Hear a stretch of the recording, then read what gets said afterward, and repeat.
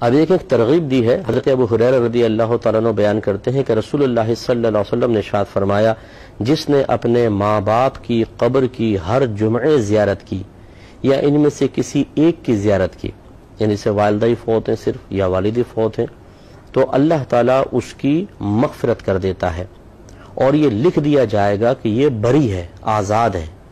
گرفت سے، جہنم سے آزاد ہے۔ معجم الصغیر کے اندر یہ روایت بیان کی گئی ہے۔ اس لیے میں اپنے دیکھنے والوں سے گزارش کرتا ہوں اگر پاسبل ہو تو ہر جمعے اپنے والدین اور ان میں سے ایک فوت ہوا ہے تو ان کی قبر کی زیارت کیا کریں اور ان کے لیے وہاں دعائے بخشش و مغفرت کریں، کچھ بھی قرآن پاک وغیرہ پڑھ کر ان کو ایصال ثواب کریں، تو انشاءاللہ بروز قیامت ہمارا یہ آنا جانا، یہ مشقت اٹھانا، تکلیف اٹھانا باعث مغفرت بنے گا، اور انشاءاللہ پھر ہماری جو نسلیں ہیں، ہمارے بچے ہیں، وہ بھی چونکہ طرز عمل اپنے بڑوں کا دیکھتے ہیں، تو کبھی ہمارا انتقال ہوگا تو یہ بچے بھی انشاءاللہ آ کر اسی طرح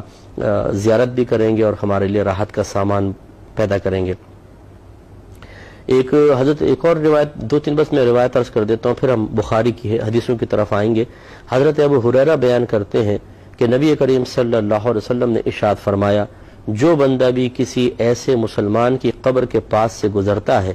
جس کو وہ دنیا میں پہچانتا تھا،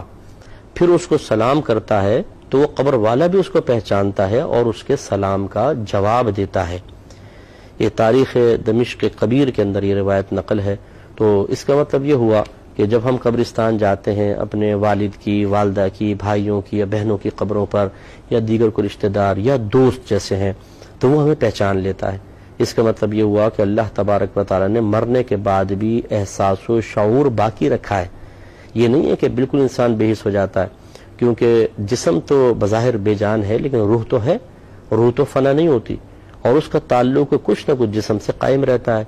کیونکہ اللہ تعالیٰ کی طرف سے نعمت یا عذاب یہ روح اور جسم کے مجموعے پر وارد ہوتی ہے۔ عذاب دونوں کو ہوگا اور نعمت کا اثر بھی دونوں ہی محسوس کریں گے۔ تو اس لیے اگر جسم گل سڑ بھی جائے پھر بھی جسم کا ایک جزو ایسا ہوتا ہے جو مزید تقسیم قبول نہیں کرتا اور روح کا اسی کے ساتھ تعلق ہوتا۔ تو اس لیے معلوم یہ ہوا اگر ہم قبرستان جاتے ہیں تو یہ نہیں کہ مٹی میں مل گئے یہ ہمیں کیا پہچانیں گے، حدیث یہ کہتی ہے کہ وہ پہچانتے ہیں۔